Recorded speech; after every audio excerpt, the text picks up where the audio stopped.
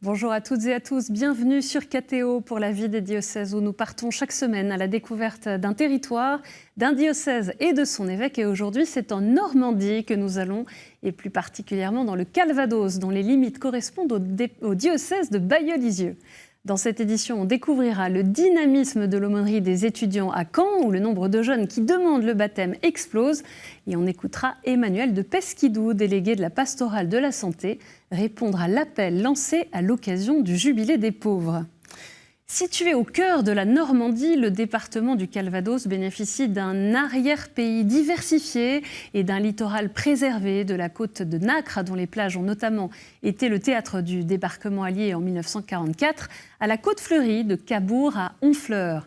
Un département marqué par son rayonnement religieux, qu'il s'agisse de son patrimoine avec la magnifique cathédrale de Bayeux ou du sanctuaire de Lisieux et ses nombreux pèlerins sur les pas de Sainte-Thérèse. Caen et son agglomération représentent le centre névralgique du Calvados et même de la basse Normandie. C'est là que réside le tiers de la population du plus petit département normand. Et pour parler du diocèse de Bailleul-Lisieux, je reçois son évêque, Monseigneur Jacques Habert. Bonjour Monseigneur. Bonjour Honorine. Je viens de présenter rapidement le Calvados. Comment est-ce que vous pourriez nous donner les caractéristiques de ce diocèse de Bailleul-Lisieux ? Vous avez bien résumé les choses. De fait, il y a une grande diversité entre la grande agglomération caennaise, qui fait à peu près 200 000 habitants, et puis l'arrière-pays, qui est vraiment le monde rural, avec d'ailleurs des soucis des agriculteurs dont on a parlé. On a été beaucoup moins touchés que dans le sud-ouest. Et puis, toute la côte, avec la dimension touristique très importante, des populations qui augmentent par 2 ou 3 en juillet-août, avec aussi le souvenir de la Deuxième Guerre mondiale, avec les cimetières anglais, américains, polonais, canadiens.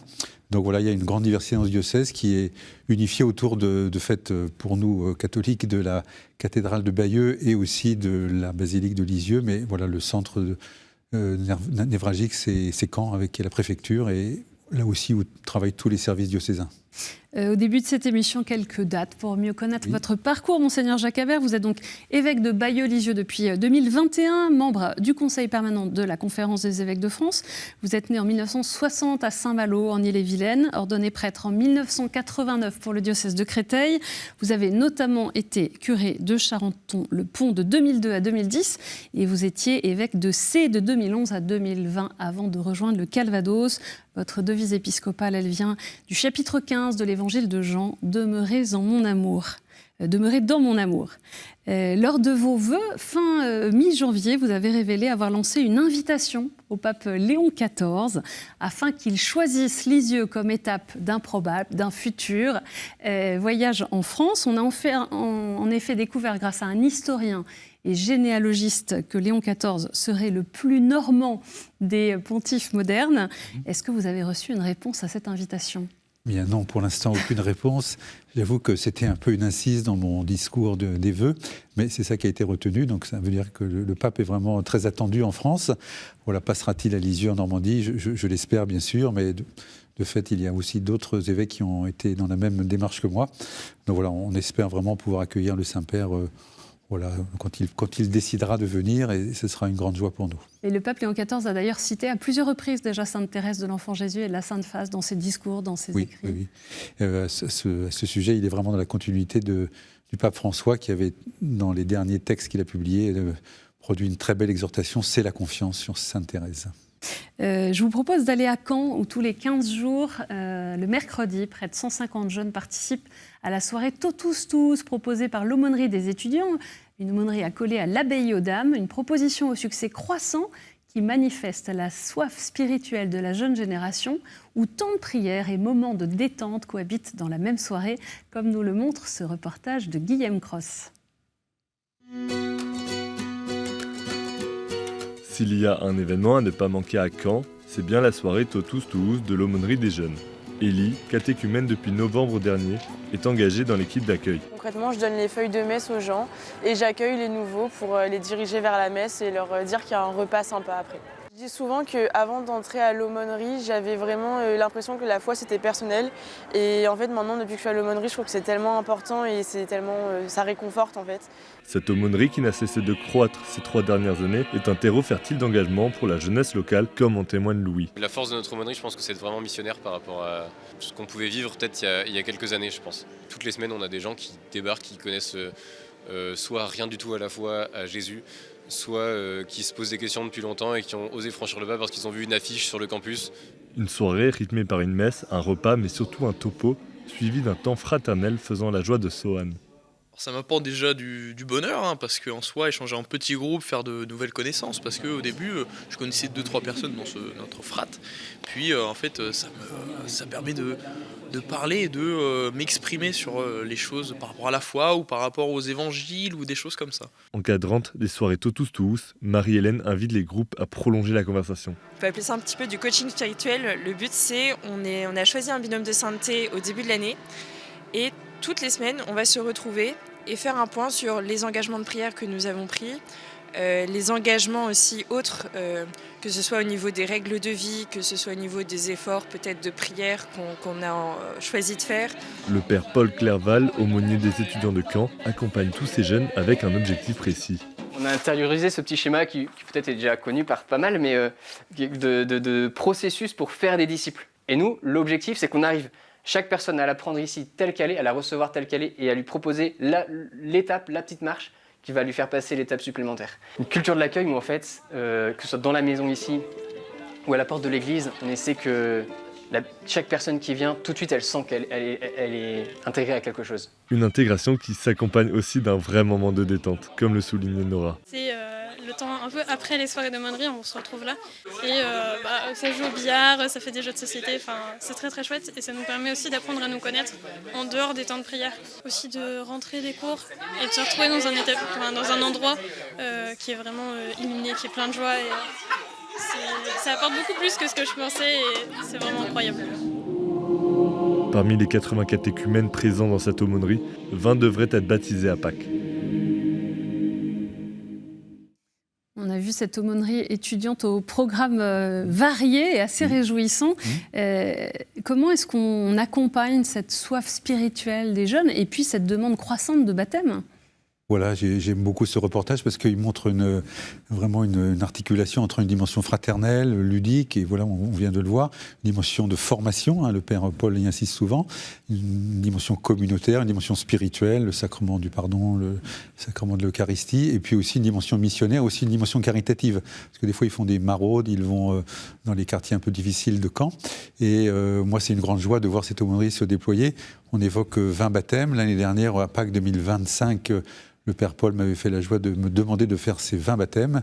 Donc c'était inoubliable. Et donc ils vont recommencer cette année pour Pâques 2026. Et ce qui me touche beaucoup, c'est qu'effectivement tout le monde est accueilli avec une grande diversité et avec aussi des jeunes qui, progressivement, j'ai bien aimé le petit schéma, là, prennent des responsabilités et ne sont pas simplement consommateurs de cette aumônerie, mais vraiment la font vivre. Ces demandes de baptême, elles sont à l'image de ce qu'on vit dans le diocèse, comme dans tous les diocèses français.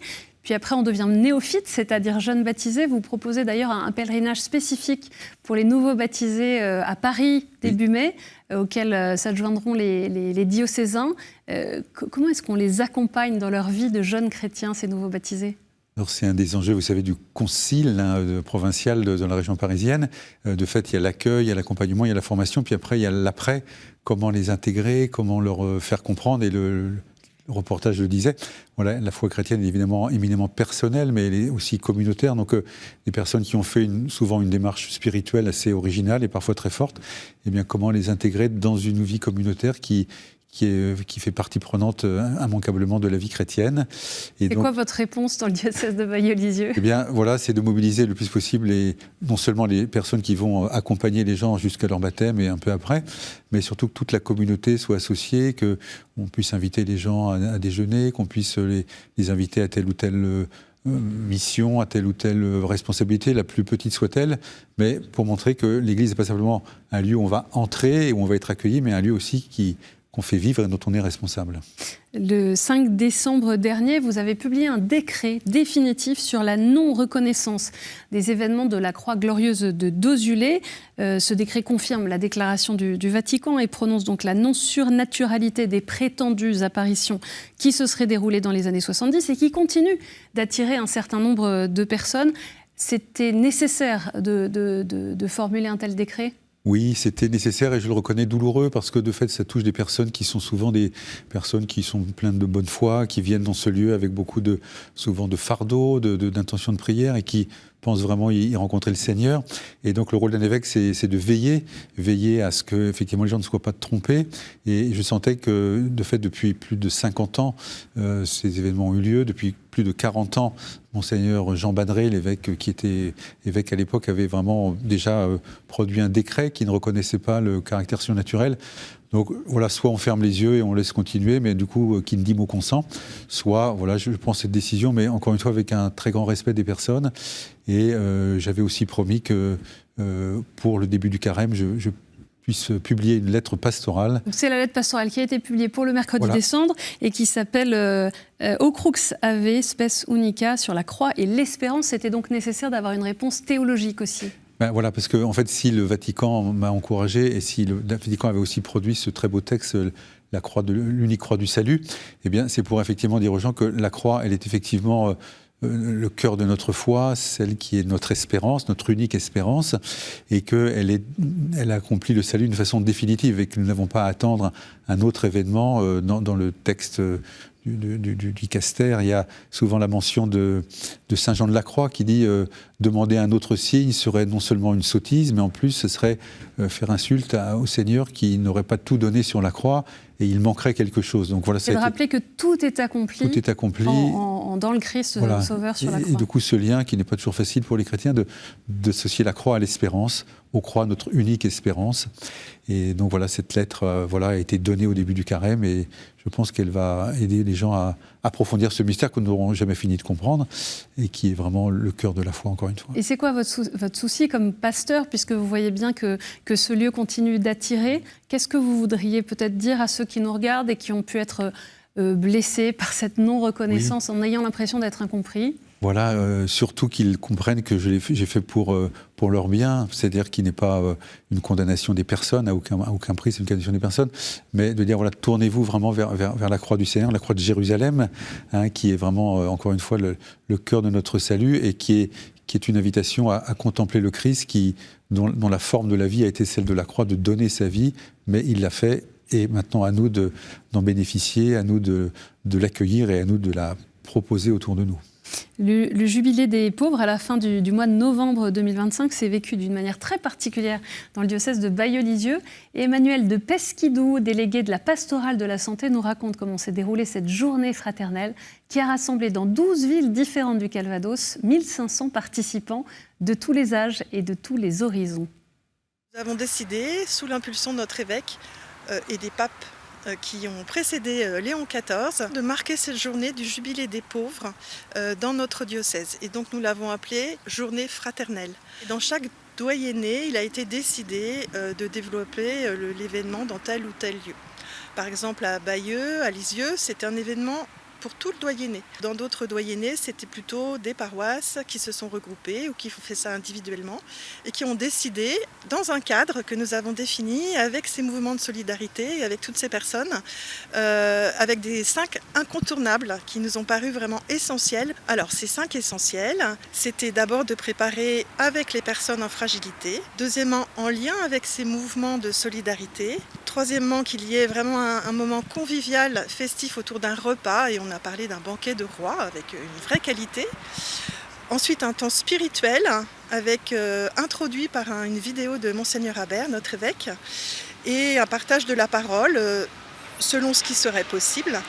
Et puis, pour garder une trace, nous avons choisi de remettre à chaque participant une médaille d'un sanctuaire qui est cher à notre diocèse, qui est Notre-Dame de la Délivrande, à Douvres. Puis on a reçu le texte du pape Léon, dit l'excité, donc je t'ai aimé, qui peut aussi nous nourrir pour grandir dans cette mission, d'être attentif aux plus fragiles qui sont autour de nous. Cette journée spéciale pour les plus fragiles, c'est aussi un des fruits de ce jubilé, de l'année jubilaire ? Oui, c'est un peu conclu l'année jubilaire, avec en plus le jubilé des personnes détenues au mois de décembre. Et ça a été vraiment, j'ai beaucoup aimé la mobilisation. Depuis le mois de mars, on en parlait. Après, chacun s'est organisé, que ça a été montré d'une façon plus ou moins... voilà, il n'y avait pas de comparaison à se faire. Et l'aspect fraternel, l'aspect spirituel, l'aspect aussi ludique, tel qu'on a pu le voir aussi. Moi, j'ai participé à 2 festins de roi, le samedi et le dimanche. Et ça a été vraiment une grande joie. Et de fait, comme l'évoquait Emmanuel, le texte d'Ilexité nous aide à approfondir. C'est-à-dire pas simplement de se mettre au service des personnes fragiles, même s'il faut le faire, mais combien elles nous disent des choses de Dieu, combien nous avançons ensemble vers le Seigneur. Dimanche 15 mars prochain, à Caen, se déroulera une célébration mémorielle autour d'une œuvre d'art dédiée aux personnes victimes de violences sexuelles et d'abus dans l'Église. Ce sera à l'église Saint-Pierre à 15h30. C'est aussi une façon d'être attentif à chacun, aux plus fragiles. Oui, c'était un engagement que les évêques nous avons pris après le rapport de la SIAZ, qu'il y ait dans les diocèses un lieu mémoriel qui pouvait être à la cathédrale ou dans un lieu spécifique. On a choisi effectivement l'église Saint-Pierre et l'œuvre est un triptyque avec au centre la représentation d'un enfant qui souffre et qui est marqué vraiment d'une façon très forte dans son corps. Et puis de part et d'autre, l'enfant Jésus et la Vierge Marie qui le désignent. Et voilà, c'est à la fois un lieu de mémoire, de se souvenir de ces événements tragiques, de se souvenir aussi de ce que l'Église a essayé très modestement de faire, et puis aussi un lieu de prière. Et on a choisi de le mettre dans cette église où il y a beaucoup de passages. Et donc on espère que voilà, ce sera un lieu qui sera, je l'espère, un lieu de réconfort pour les personnes victimes, mais aussi un lieu de prise de conscience et voilà, de préparer un avenir, pour reprendre l'expression du pape François, ou d'une église sûre. Je voudrais revenir sur la transformation pastorale en cours dans le diocèse. On en a parlé lors de la précédente émission. C'est bien sûr dans une dynamique missionnaire, mais ça passe aussi par le changement du nombre de paroisses, puisqu'il reste une quinzaine de paroisses aujourd'hui, avec une étendue importante pour chacune d'entre elles. En 12 ans, il y aura eu le chiffre vertigineux de 0 ordination sacerdotale. Comment envisager la vie des communautés et même celle du ministère de prêtres dans un tel contexte ? Oui, c'est une épreuve, une épreuve pas simplement personnelle bien sûr, mais une épreuve du diocèse, un peu incompréhensible qu'effectivement en 12 ans il n'y aura aucune ordination sacerdotale. Donc de fait cet aspect je l'avais à l'esprit quand j'ai initié cette réforme pastorale. Alors, il ne s'agit pas d'imaginer une église sans prêtre, c'est pas du tout puis ça n'existe pas, mais par contre de prendre la mesure du réel, voilà, ce manque effectivement de prêtres, et surtout de mobiliser au nom de leur baptême, de leur confirmation, des fois de leur sacrement du mariage aussi bien sûr, et bien les fidèles qui ne vont pas simplement aider monsieur le curé, parce que là on est dans une proportion qui n'est pas juste, mais voilà, prendre leur juste place dans cette mission de l'Église, avec, vous l'avez souligné, la dimension missionnaire qui fait que la tentation serait de se concentrer sur nous-mêmes, de nous regarder et finalement d'être totalement accablé par le chiffre, mais au contraire de nous aider à ouvrir les yeux. Et on l'a évoqué en pensant à l'aumônerie tout à l'heure, les catéchumènes nombreux qui arrivent vraiment nous encouragent et sont un signe de l'esprit que nous recevons avec une grande espérance. L'année dernière, Monseigneur Jacques Havert, vous avez célébré les 100 ans de la canonisation de Sainte Thérèse de l'Enfant Jésus et de la Sainte Face. Chaque année, il y aurait de quoi célébrer Sainte Thérèse à Lisieux. Quels sont les projets à venir à Lisieux ? J'ai entendu parler de travaux dans la maison des Buissonnets. Voilà, nous allons restaurer la maison familiale dans laquelle Thérèse a vécu de longues années avec son papa et ses sœurs, les sœurs partant progressivement au Carmel. Et en fait, quand on va à Lisieux, on a 4 lieux emblématiques. On va à la basilique, beaucoup, on va bien sûr au Carmel, on va aussi à la cathédrale où la famille pratiquait. Mais on dit que simplement un tiers des pèlerins vont au Buissonnet. Ah oui, seulement un tiers. Un tiers seulement. Et or, au Buissonnet, on découvre beaucoup de choses sur la vie de Thérèse, notamment la petite voix qui va être celle qui va être ensuite présentée comme docteur de l'Église. Eh bien, elle l'a apprise, elle l'a vécue à Alençon dans sa petite enfance et ensuite au Buissonnet. Donc voilà, c'est un travail qui va prendre plus d'une année, qui commencera en octobre 2026. Et la maison restera accessible aux pèlerins ? Non, la maison sera fermée. Il y aura un lieu, on pourra évoquer ce lieu, mais sinon, elle sera réouverte en 2027. On va passer maintenant aux questions de terrain.